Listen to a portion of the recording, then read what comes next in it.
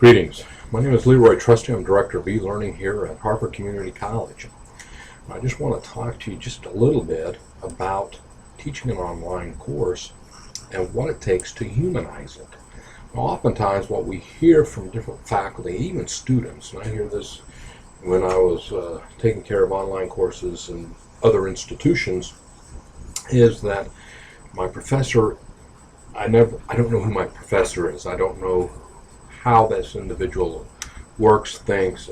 It's not human, and I feel like I need to drop out. Some of the things that I feel that's important is making sure that when you teach an online class, that it's just as good or if not better than that face-to-face class.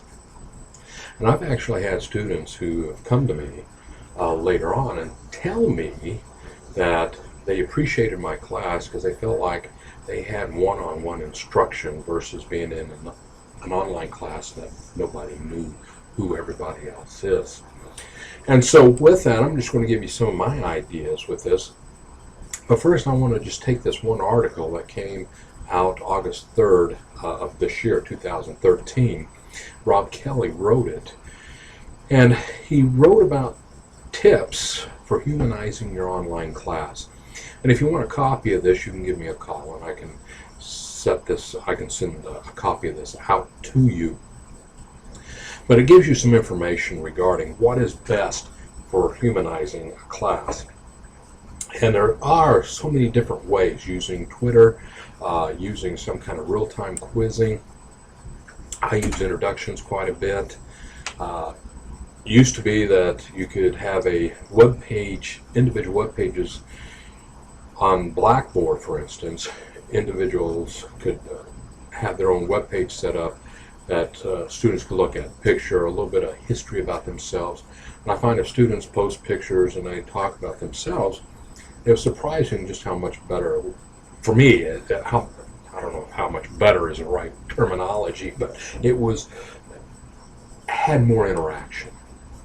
And the way the discussion questions are as well. But let me just go through this list. It's a very simple list, and again, like I said, if you need to know more about this, give me a call. The first tip there is creating an inviting space. And this is very important. Bringing it in, humanizing it means a connection. They feel a relationship with the course. It's not just a copy of all your PowerPoint slides stuck in the LMS. And then from there, that's how the course is taught. And so, as for this one statement here, let me just read this. More and more, I'm seeing things like Facebook become a virtual third place. And so my question was, how can I humanize my online class to make it a place my students want to come instead of feeling obligated to come to? Seeing how people are addicted to Facebook, how can we do that so that they want to come and see that people respond to their discussions in an online class?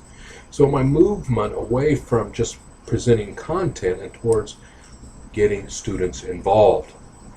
Very key thing there as far as getting involved with the students.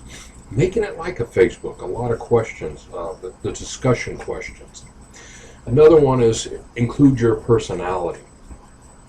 One time I had an individual ask me about how I taught because I was totally different from what other instructors or what other professors were like.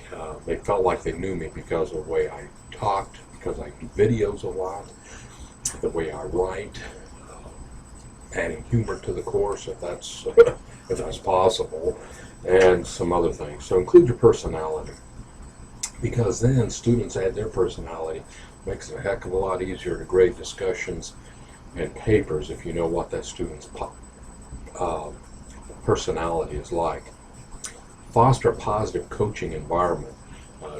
Hey, fantastic stuff. One of the things I don't like about Blackboard is I wish I had a like button on it, just like Facebook. If I could set it up like that, it'd be great. Hey, I like this. Hey, this is great. You know, different buttons, different smiley faces, if you want to call it that. And I've added those to the classes as well. Sometimes the students think, okay, this is a little weird. I haven't had a professor do this before. Another one is personalize a discussion forum.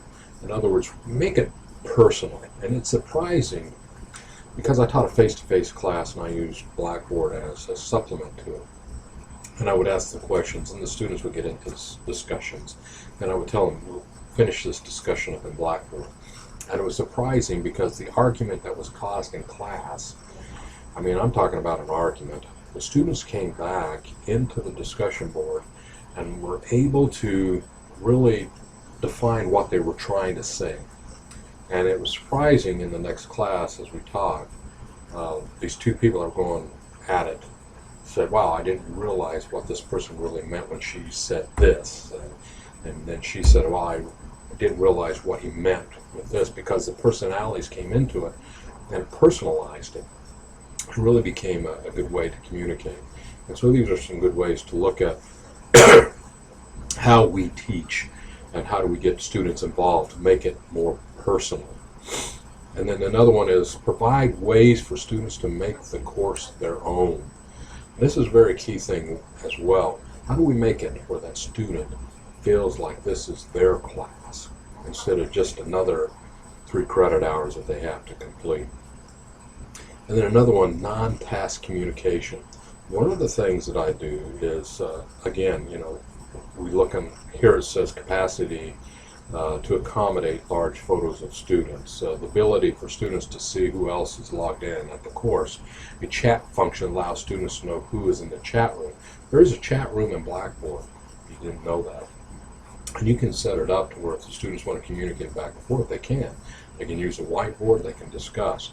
And one of the things that we're looking at trying to acquire is some kind of collaborative tool.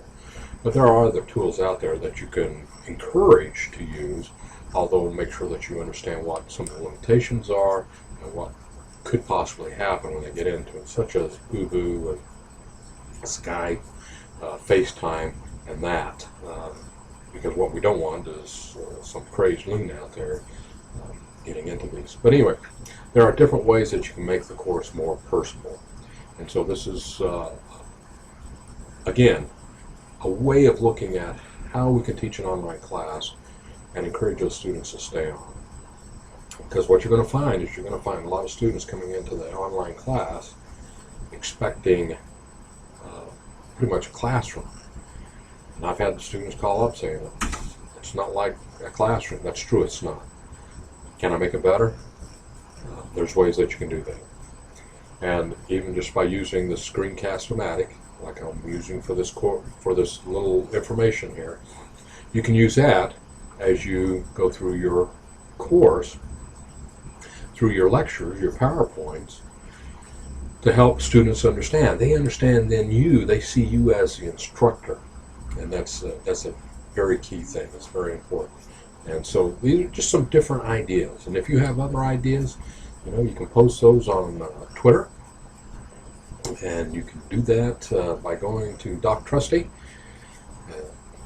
and loading that in and just posting your ideas there. So with that, I'm going to leave you on to continue on with your classes.